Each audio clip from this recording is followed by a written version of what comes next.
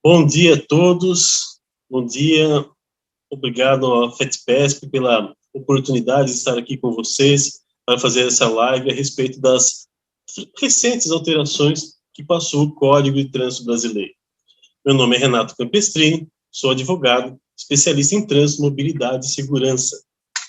Durante 23 anos, exerci a minha função dentro de um órgão executivo de trânsito e transportes do município de Sorocaba. Posteriormente, deixamos o poder público e ingressamos no terceiro setor em uma ONG que trabalha o tema segurança viária. Após encerrar nosso contrato com a ONG, passamos a exercer nossas atividades de forma autônoma, como um profissional especializado na área.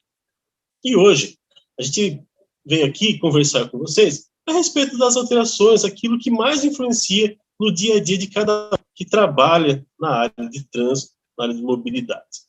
Para começar a nossa conversa, eu quero falar a respeito da suspensão do direito de dirigir. Essa foi uma das alterações que ocorreram nas mudanças trazidas pela Lei 14.071 de 2020, que alterou o CTB. A primeira mudança diz respeito ao seguinte: as infrações autossuspensivas, aquelas que o órgão executivo de trânsito tem capacidade de aplicar, por exemplo, conduzir motocicleta sem capacete, exceder o limite de velocidade em mais de 50%. Essas infrações, antigamente, eram exclusivas do Detran aplicar a penalidade de suspensão do direito de dirigir. Hoje, essas penalidades, a suspensão do direito de dirigir, será aplicada pela entidade que lavrou a autuação. No caso, uma infração de competência do município, que suspende o direito de dirigir, o capacete, o excesso de velocidade, o município, ou o órgão rodoviário, ou a Polícia Rodoviária Federal, a depender da via e quem for a circunscrição sobre ela. O segundo ponto diz respeito à pontuação. Muita gente ouviu falar, mas não entendeu direito como funciona a questão da pontuação para suspender o direito de dirigir. Então, agora ela é escalonada. Aquele condutor que não possui nenhum registro de infração gravíssima do seu prontuário, ele irá levar até os 40 pontos para ter o direito de dirigir suspenso. Já o condutor que possui uma infração gravíssima em seu prontuário, irá até os 30 pontos. Quem possui duas ou mais infrações gravíssimas, 20 pontos, como é hoje. A diferença é que, para aquele condutor que tem na sua CNH a anotação de que exerce atividade remunerada, o famoso EAR, esse condutor, quando atingir 30 pontos, ele pode solicitar ao Detran a participação em uma reciclagem preventiva. Quando ele participar dessa reciclagem preventiva, ele zera a sua pontuação e ele volta a poder conduzir até atingir 40 pontos novamente. Então, estamos falando não só de 40, mas se passar por esse processo, 70 pontos para ter o direito de dirigir suspenso aquele condutor que exerce atividade remunerada. Quem não tem essa anotação, segue essa graduação de 20, 30 ou 40 pontos para ter o direito de dirigir suspenso. O Conselho Nacional de Trânsito, o CONTRAN, regulamentou essa matéria através da Resolução 844, e ela estabelece o seguinte, que para as infrações cometidas antes do dia 12 de abril, a competência para aplicar a suspensão do direito de dirigir é dos órgãos estaduais. As posteriores passam a ser dos órgãos responsáveis por aquela autuação. Então, até 12 de abril, mantém o processo anterior. De 12 de abril para cá, é um novo procedimento. Lembrando que também a pontuação, ela conta para efeitos de suspensão, a nova pontuação, para os processos que já se iniciaram antes de 12 de abril. Então, você está recorrendo de um recurso em primeira instância, ou no CETRAN, esse processo ainda não foi encerrado, a pontuação nova já está valendo. Então, vamos supor, um condutor que tenha infrações graves, ele já ultrapassou os 20 pontos, mas ainda não encerrou a esfera administrativa dele de recursos, ele vai poder levar até os 40 pontos, em razão de não ter nenhuma infração gravíssima do seu prontuário. Então, essa é uma mudança que veio somar para aqueles condutores que exercem atividade remunerada ou não, que já tem um processo de suspensão em curso. Outra novidade, em relação ao uso das luzes dos veículos. O farol aceso em rodovia deixou de ser obrigatório naquelas rodovias duplicadas. Migrantes, essas rodovias não precisam mais utilizar o farol aceso durante o dia, exceto para quando você tiver que passar por um túnel, você passar por uma neblina, uma cerração. Nessas condições, você terá que acender o farol do seu veículo. Mas, normalmente, só para o trânsito normal, não é necessário. Já nas rodovias de pista simples, aquelas que não estão duplicadas, fora do perímetro urbano, se o veículo do cidadão não possuir o DRL, a luz de rodagem diurna, esse cidadão vai ter que ligar o farol da sua rodovia. Como muita gente desconhece, unifica o perímetro urbano ou não, a sugestão que nós fazemos para que as pessoas evitem qualquer tipo de autuação é que entrou numa rodovia que não é duplicada, acenda o farol do seu veículo. Você não vai ter nenhum prejuízo da parte da segurança viária. A gente tem que transitar sempre pensando na preservação da vida. E isso é muito importante. Ao invés de você ficar procurando placas para indicar se aquele trecho é urbano ou não na rodovia, já acende o farol do seu veículo e segue o trajeto, evitando autuações, preservando a sua vida e a dos demais da via. Já os veículos de transporte coletivo de passageiros, quando circularem em faixas ou pistas a eles destinadas, permanece a obrigação de transitar com o farol aceso durante o dia, para chamar a atenção dos demais usuários, principalmente pedestres e ciclistas.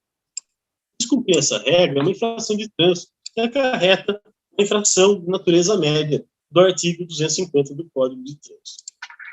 Outra novidade que surgiu com a alteração do Código é a possibilidade de fazer a conversão à direita no semáforo vermelho. Essa situação, ela passa a existir, mas apenas naqueles locais em que o órgão de trânsito com circunscrição, com responsabilidade por aquela via, permitir. Então, vai ter que ter uma placa no local a indicar. Mas isso não retira do condutor a obrigação de, ao se aproximar de um cruzamento, de uma interseção, reduzir a velocidade, observar se não tem nenhum pedestre ou ciclista concluindo a travessia, porque o ciclista desmontado se equipara ao pedestre. Você não observou que não tem nada, reduziu a velocidade, aí você avança, mas não se pode esquecer nunca que o local tem que estar sinalizado e permitido que seja feita a conversão à direita nesses locais. Essa foi uma novidade que veio, dentro do Código das alterações, que surgiu dentro do Congresso Nacional. Não chegou a ser discutida com a comunidade técnica. Então, muito cuidado na hora de você, gestor público que nos ouve, que nos assiste nesse momento, ao implantar esse tipo de ação no seu município. Procure sempre fazer um estudo detalhado no local para ver se ele permite e é possível realizar essa alteração. Com relação a outro tema importante é o transporte de crianças. A regra, antigamente, ela previa criança até 7 anos e meio no banco traseiro e utilizando o assento de elevação. Com a alteração do código, ele elevou essa idade para até os 10 anos. Então, a criança que tem até 10 anos de idade, mas tem menos de 1,45 m de altura, ela tem que ser transportada no banco traseiro utilizando o dispositivo de retenção chamado assento de elevação. Aí ele utiliza junto com o cinto de segurança. Por que essa questão da altura? Que é a altura mínima para conseguir o cinto de segurança cumprir sua função de prender o corpo da criança dentro do veículo em caso de uma colisão ou algo que venha a ocorrer que necessite do dispositivo de retenção. Se ele estiver mal encaixado, o cinto de segurança pode até ser prejudicial. Então, a criança até 10 anos, 1,45 m, no banco traseiro, utilizando o dispositivo de retenção, o assento de elevação. Para as demais, permanece o uso do bebê conforto, a cadeirinha. E outra novidade também, que é em motocicleta, motoneta, o transporte de crianças, que era a partir dos 7 anos, passa a ser obrigatório, só pode ocorrer quando elas tiverem 10 anos de idade. Abaixo de 10 anos de idade, nada de transportar criança em motocicleta, perfeito? A resolução do CONTRAN 819 de 2021, ela regulamentou essa questão do transporte de crianças. E ele trouxe uma novidade. Ele excluiu do cumprimento da norma o veículo de transporte coletivo, o táxi, a van escolar, e também o veículo de transporte por aplicativos, o Uber, o 99, quando eles estiverem em serviço. O condutor está em serviço, ele não precisa seguir a regra da cadeirinha, mas quando ele está fazendo transporte pessoal, levando seus filhos, algum familiar dentro do veículo, tem que utilizar a cadeirinha, o de conforto ou o assento de elevação.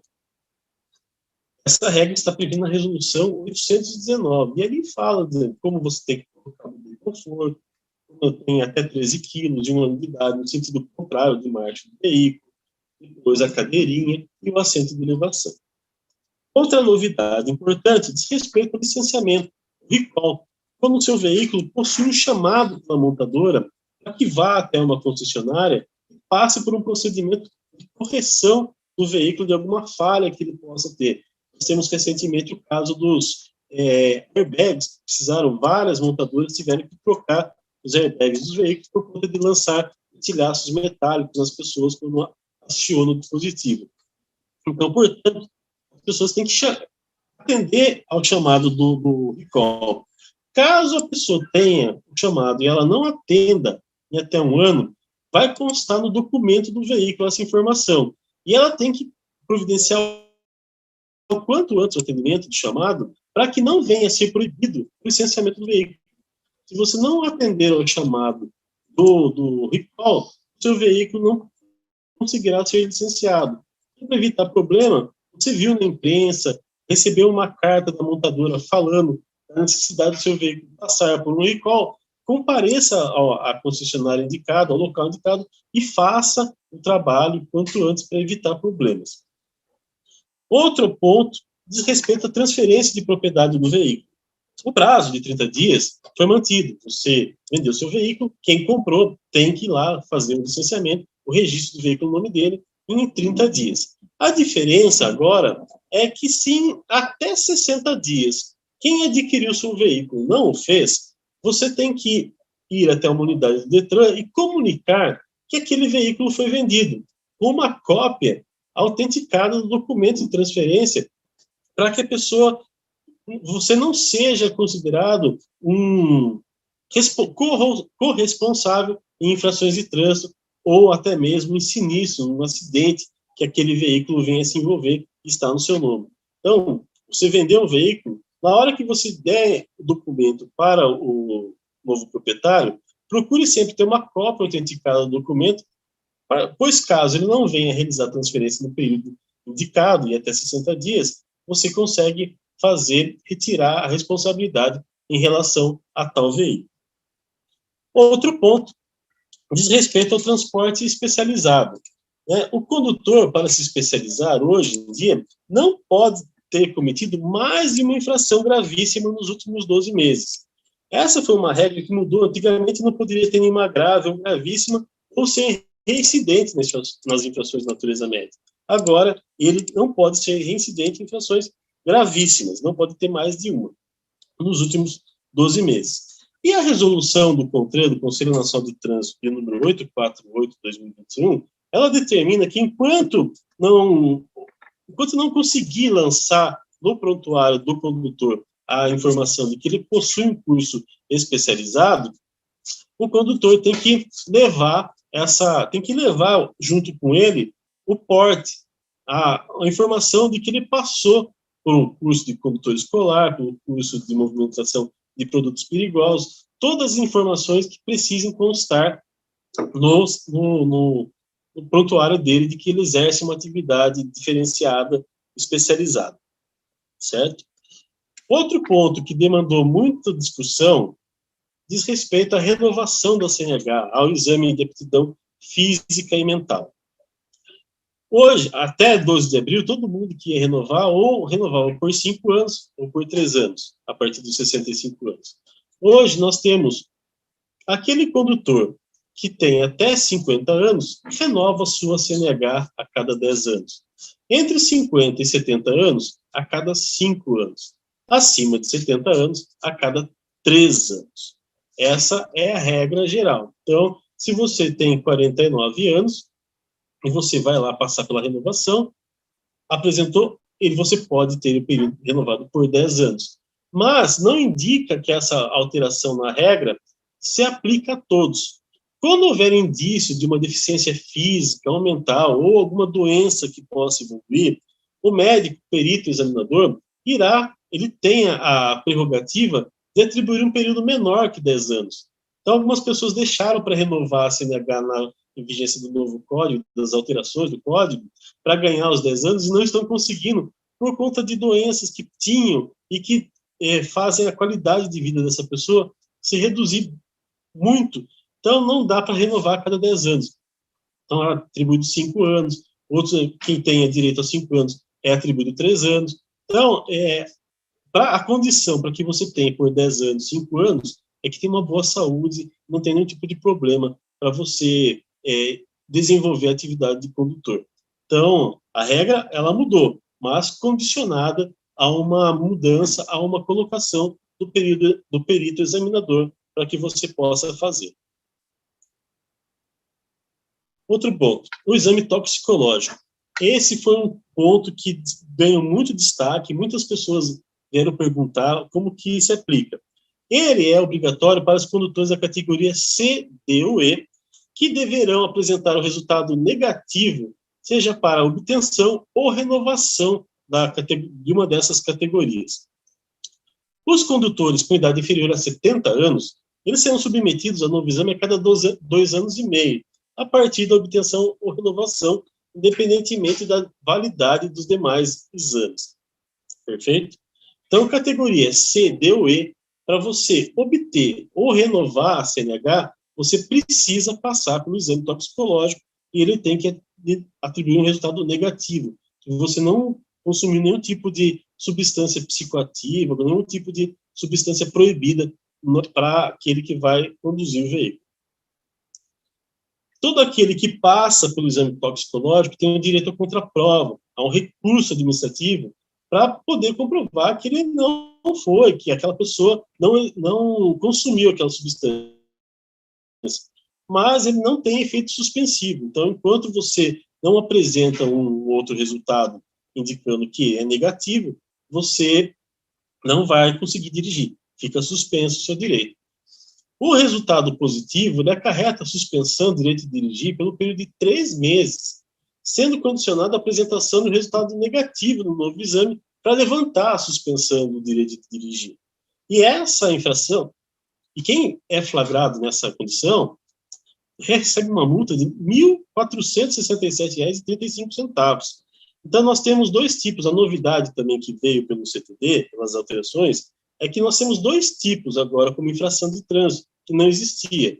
Conduzir o veículo, que precisa da categoria C, D ou E, sem passar pelo toxicológico ou com o periódico vencido, e também aquele que tem a categoria C, D ou E, mas no momento de renovação não comprova que passou pelo exame, está sujeito a ser autuado nessa infração, tem uma multa de R$ 1.467,35 e o direito de dirigir suspenso por 3 meses. Mas, como no primeiro momento o prazo ficou muito curto, o presidente do CONTRAN, do Conselho Nacional de Trânsito, editou uma deliberação, a de número 222 de 2021, de 28 de abril deste ano, regulamentando novamente como se dará a forma de obtenção, de passar pelo exame toxicológico. Então, após a coleta do material, o laboratório terá 24 horas para inserir a informação no cadastro do condutor de que ele passou pelo exame toxicológico, que ele fez a coleta do material. Para efeitos de fiscalização, essa coleta já é considerada um exame periódico. Então, ele fez a coleta, tem 24 horas no laboratório para lançar no prontuário, e aí, para efeito de fiscalização, já é considerado. Até 31 de dezembro de 2021, os laboratórios terão que lançar o resultado do exame toxicológico em até 25 dias contados do dia da coleta do material. Para a aplicação da penalidade na multa, do artigo 165B, o prazo limite será o da validade da CNH do condutor. Então, tem uma tabelinha que nós vamos mostrar para vocês, uma das próximas telas, indicando o prazo do exame toxicológico, o vencimento dele, independe do vencimento da sua CNH. Então, nós estamos passando por um período agora que está suspenso de a renovação da CNH em função da pandemia. Então, a sua CNH está vencida, mas o seu toxicológico não pode vencer junto, ele não tem prorrogado junto com a CNH. Ele tem que ser feito antes de que seja revogada a suspensão dos prazos para você renovar a sua CNH.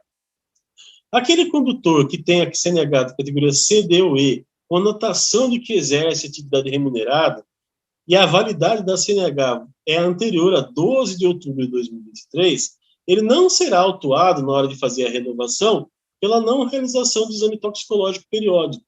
Então, essa primeira renovação, você não vai passar, não terá multa em razão de não ter feito, desde que você não conduza o veículo que precisa da categoria C, D ou E, que conduzir o veículo reforço com o exame toxicológico vencido é infração de trânsito. Isso se aplica até 2023 para aqueles condutores que não exercem, que ele tem lá a categoria C, D ou E, anotação de atividade remunerada, mas ele não conduz. E tem que, no momento da renovação, apresentar um novo exame toxicológico. Os prazos para a renovação são os seguintes. Para quem tem a CNH que vence até o primeiro semestre de 2021, o prazo se encerra agora em 30 de junho de 2021. Aqueles condutores que o vencimento é no segundo semestre de 2021, o prazo é 31 de julho de 2021. Primeiro semestre de 2022, 31 de agosto de 2021. Segundo semestre de 2022, 30 de setembro de 2021. A CNH que vence no primeiro semestre de 2023, o condutor tem até 31 de outubro de 2021. E já quem vence no segundo semestre de 2023, tem até 30 de novembro de 2021. Aqueles condutores que o vencimento da CNH é de janeiro a abril de 2024, eles têm até 31 de dezembro de 2021 para fazer e já passa a seguir a nova regra. Portanto, vamos ouvir agora um vídeo relacionado à parceria que a FETPESP fechou com um laboratório que cuida de renovação de exame toxicológico. A FETPESP, Federação das Empresas de Transportes de Passageiros do Estado de São Paulo, fecha importante parceria que trará benefícios para as empresas associadas aos seus sindicatos. O acordo proporciona mais segurança nas estradas, aos passageiros e também economia para as empresas. Olá, empresários, gestores e colaboradores do Sistema de Transporte de Passageiros do Estado de São Paulo. Estamos hoje aqui em Paulínia, visitando a Caiptox, conhecendo o seu laboratório e o seu modelo de trabalho. A gente vai trazer para vocês uma novidade que vai ajudar as empresas e aos profissionais a realizar o exame toxicológico com qualidade e velocidade em todo o estado. Para conhecer melhor o Caiptox, conversamos com o presidente da empresa. O Caiptox é hoje a maior empresa brasileira de exames toxicológicos. A gente faz parte do grupo Symvia, é um grupo de empresas de saúde. A gente começou há um pouco mais de 15 anos atrás, atuando principalmente oferecendo serviços para a indústria farmacêutica relacionados ao registro de novos medicamentos. Medicamentos genéricos inicialmente e hoje também estudos clínicos para medicamentos inovadores. São mais de 2.000 laboratórios em todos os estados brasileiros que atendem a gente. Através do nosso sistema, a gente consegue emitir voucher para as empresas realizarem a compra desses diagnósticos e enviarem os motoristas para realizar o teste em qualquer uma das nossas unidades credenciadas em todos os estados. E por que o exame toxicológico é tão importante? Para prevenir o uso da droga. Então, como a janela de detecção do exame toxicológico em amostra de cabelo e pelo é muito longa, de pelo menos 90 dias, a gente consegue fazer com que o motorista que fez uso da substância psicoativa nesse período não consiga renovar a habilitação e não seja contratado pela empresa enquanto ele estiver fazendo uso da substância. Isso garante mais segurança nas estradas, conforme a gente tem já diversos dados que a gente obteve depois da adição do exame toxicológico no Código de Trânsito Brasileiro de redução de acidentes nas estradas. Para as empresas de transportes, além de preservar a vida e seguir a legislação, o exame toxicológico também traz outros benefícios, porque traz menos acidentes, então menos perdas com esses possíveis acidentes e também possíveis economias com seguros. Com a parceria, as empresas terão grande facilidade de gestão e rapidez nos resultados. A gente oferece um acesso para cada empresa associada e a empresa pode gerar usuários para os seus funcionários administrativos ou para filiais, se for o caso, e cada usuário pode fazer a emissão de vouchers para os motoristas contratados pela empresa. Então, pela plataforma, a empresa consegue gerenciar tudo isso, direcionar os motoristas para os nossos pontos de coleta, aqueles que estejam mais próximos de cada base, e fazer todo o gerenciamento de pagamentos, controle de resultados, puxar laudos, tudo isso de forma simples e online.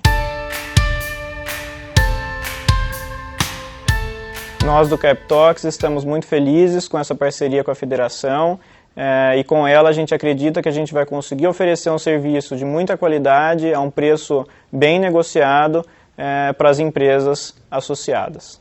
Empresários e gestores, entre em contato com a FETPESP e saiba como usufruir desse benefício. E agora vamos falar da Carteira Nacional de Habilitação. Como que o condutor poderá obtê-la? Ela será expedida por meio físico ou digital e ficará à escolha do condutor como ter esse documento. O seu porte será dispensado quando, no momento de fiscalização, for possível para o agente fiscalizador ter acesso ao sistema informatizado para verificar se o condutor está habilitado ou não, se está tudo em ordem. Os DETRANs, quando você optar pelo meio eletrônico, irão informar com 30 dias de antecedência o vencimento da CNH para que o condutor possa se dirigir a uma unidade e realizar o seu procedimento, ou mesmo adotar de forma própria, pela internet, os procedimentos para renovar a sua CNH. No tempo de pandemia, muita gente tem optado por esse processo mais simplificado de ir atrás, realiza o exame médico, faz o exame toxicológico e apresenta todos os dados para o DETRAN na hora de fazer a sua renovação. Outra novidade das alterações do Código diz respeito a parar o veículo na ciclovia ou ciclofaixa. Essa é uma infração de natureza grave, você parar em cima da ciclovia ou ciclofaixa. Normalmente, a ciclofaixa, que é compartilhada com a via, com os demais veículos, muita gente dá aquela parada ali para fazer um embarque, desembarque de uma pessoa, ou até mesmo para fazer qualquer coisa, para em cima de uma ciclofaixa. Isso é uma infração grave. Então, esteja sempre atento, pois hoje é mais comum você se deparar com uma ciclofaixa, uma ciclovia, tendo em vista que a lei da mobilidade urbana estabelece que os órgãos têm que dar prioridade para o meio de transporte coletivo, os ônibus, ou para o meio não motorizado, que é a bicicleta e até mesmo o pedestre, que também faz parte do trânsito. Muita gente acha que o pedestre não faz parte. Todo mundo que está de uma via a outra, de uma calçada a outra, esse meio faz parte do trânsito. Então, portanto, cada um respeitando o seu espaço. E lembrando que uma bicicleta na via acaba ajudando na fluidez. Então, vamos respeitar esse espaço que cada vez está sendo mais utilizado nas cidades. Outra novidade, que também muita gente questionou, é referente a ultrapassar o ciclista. Quando as alterações saíram, muita gente, não posso mais ultrapassar o ciclista, tenho que seguir ele o tempo todo. Não, não é que você não pode ultrapassar o ciclista, você tem que reduzir a velocidade quando você for ultrapassar um ciclista. Ele está ali na via pública, você vem com o seu veículo, tem que guardar aquela distância de 1,5 metro do ciclista e reduz a velocidade. Se você deixar de reduzir a velocidade para ultrapassar o ciclista, você está sujeito a cometer uma infração de natureza gravíssima, com 7 pontos no seu prontuário e mais a multa de R$ 293,47. Então, viu um ciclista, guarda a distância lateral dele e também reduz a velocidade para ultrapassar o ciclista. Também, com relação ao transporte de crianças e motocicletas, é muito importante as pessoas, principalmente aquelas que exercem atividade remunerada, que não o façam com crianças menores de 10 anos. Porque, pela regra agora, é uma infração gravíssima, com suspensão do direito de dirigir, você conduzir uma motocicleta transportando uma criança com idade inferior a 10 anos na moto. Então, você vai levar seu filho para a escola, vai dar carona para alguém, essa criança não pode ter idade inferior a 10 anos. A infração é gravíssima. Até porque o maior problema que a gente vê em relação a isso é que a criança ela não tem a capacidade de se segurar, até mesmo os capacetes que nós temos à disposição de crianças, né, no mercado brasileiro é muito pouco. Então, o risco que ela corre a ser transportada é muito elevado. Por isso que a legislação avançou nesse sentido, ao invés dos 7 anos que era previsto anteriormente, passou para os 10 anos. Então, evite realizar esse tipo de transporte. Indicação do condutor. O prazo para você indicar um condutor era de no mínimo 15 dias. Hoje, passou para 30 dias, contado da notificação da autuação. Se o condutor não faz dentro desse período, ele passa a ser o responsável pela infração. Então, você tem lá, recebeu a notificação, cumpra sempre aquele prazo estipulado pelo órgão, as formalidades previstas para você fazer a indicação do condutor. Quando você não faz, o proprietário ou o principal condutor do veículo é que são os responsáveis pela infração de trânsito. Outra novidade são as infrações chamadas administrativas que deixaram de lançar pontuação no prontuário do condutor.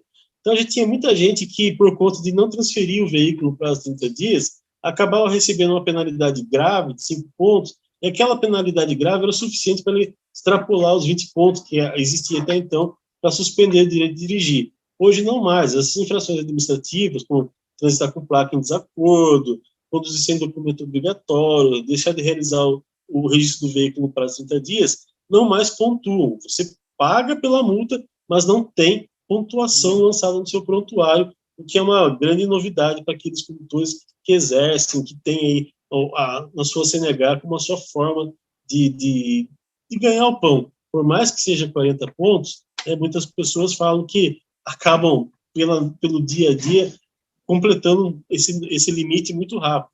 Então, foi bom que as infrações administrativas deixaram de pontuar.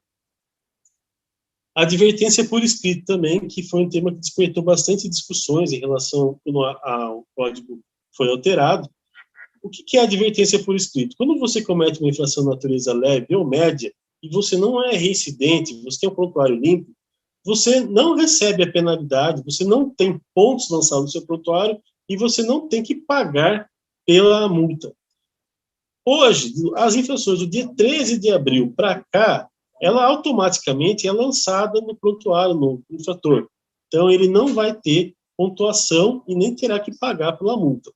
Ocorre que a resolução do CONTRAN 845 regulamentou a matéria e ela colocou que aquelas multas anteriores a 12 de abril ainda se submetem ao procedimento antigo para você receber a advertência por escrito.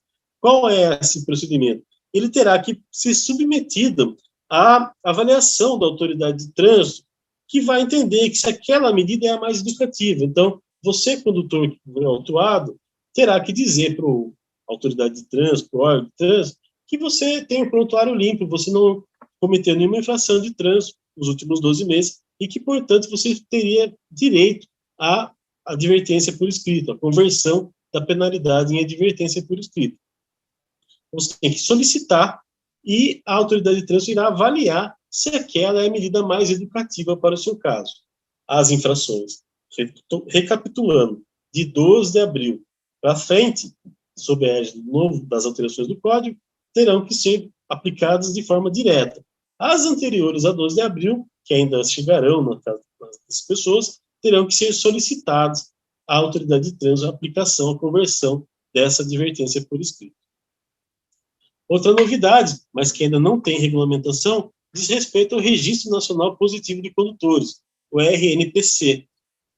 O que é isso? Ele visa beneficiar todo aquele condutor que nos últimos 12 meses não cometeu nenhuma infração de trânsito. Ele tem um prontuário limpo. Então, ele, condutor, terá que fazer um pedido para o Denatran, para a autoridade de trânsito, e liberar que seja o nome dele incluído nesse cadastro positivo de condutores.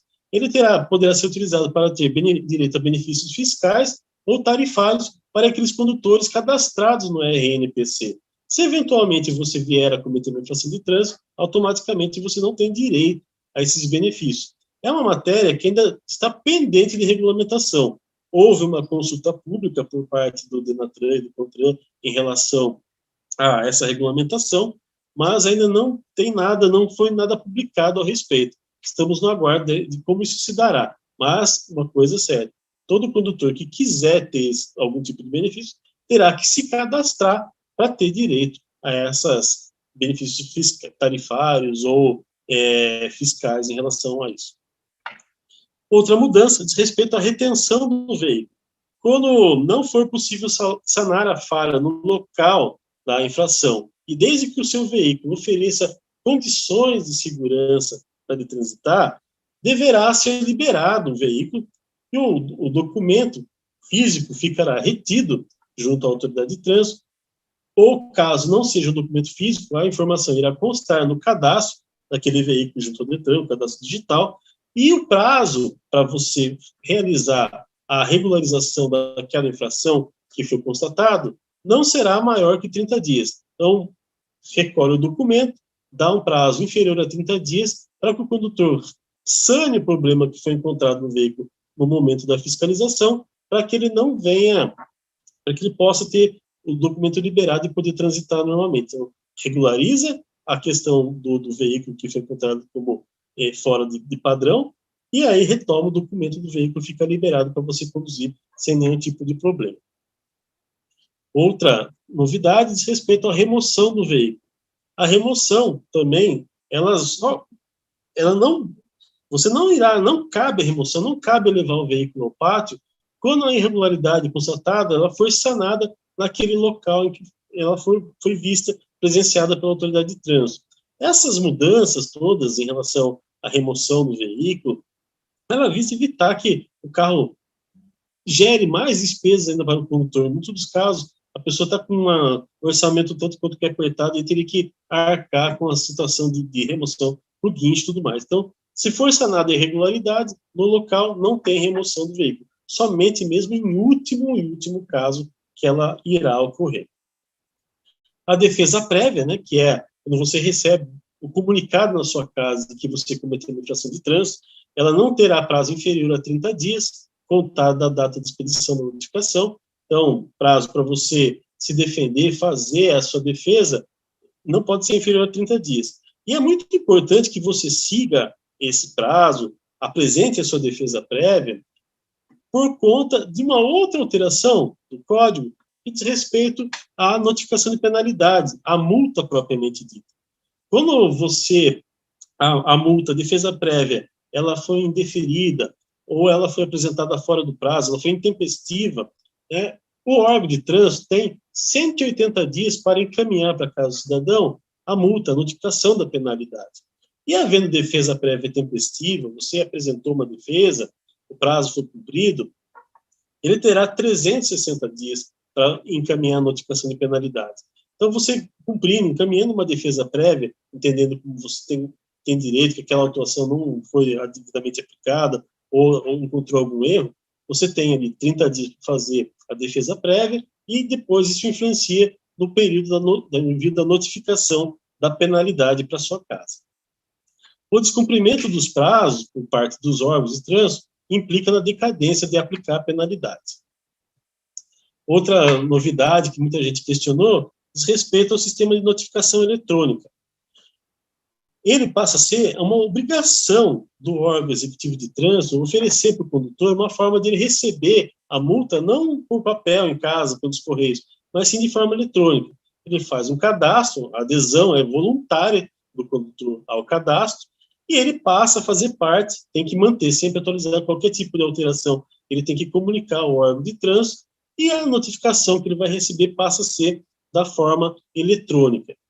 O órgão tem a obrigação de oferecer, mas o condutor fica uma possibilidade, fica voluntário aderir ou não ao sistema de notificação eletrônica. Se você não faz adesão ao sistema, você continuará recebendo a multa de forma convencional através dos correios.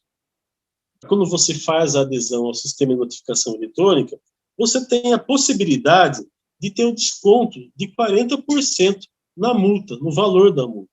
Só que quando você faz essa adesão e você quer ter o direito a esse desconto de 40%, automaticamente você abre a mão do seu direito de recorrer. Você assume a responsabilidade por aquela infração cometida e tem direito ao desconto de 40% do valor da multa. Mas, novamente, se abre o direito de recorrer. Você pode, continua existindo o desconto de 20% para o pagamento de multa até a data do vencimento, com o direito de recorrer. Se você eventualmente vier a ganhar o recurso em primeira ou segunda instância, posteriormente você terá o direito de reembolso dos pagos, com desconto até 20%. E quando você opta pelo desconto de 40%, automaticamente você abre mão desse direito. Então, esses são os principais pontos que nós tínhamos para apresentar em relação às alterações do Código de Trânsito. Eu agradeço a atenção de cada um de vocês. Está aqui nosso contato. Convido vocês a conhecer nossas redes sociais, o Instagram Campestre Trânsito, onde nós postamos novidades em relação ao tema trânsito, mobilidade, e também estamos à disposição para sanar dúvidas e eventuais esclarecimentos que vocês tenham. Obrigado a todos pela atenção. Estamos abertos para algum questionamento que eventualmente tenha sido encaminhado a nós.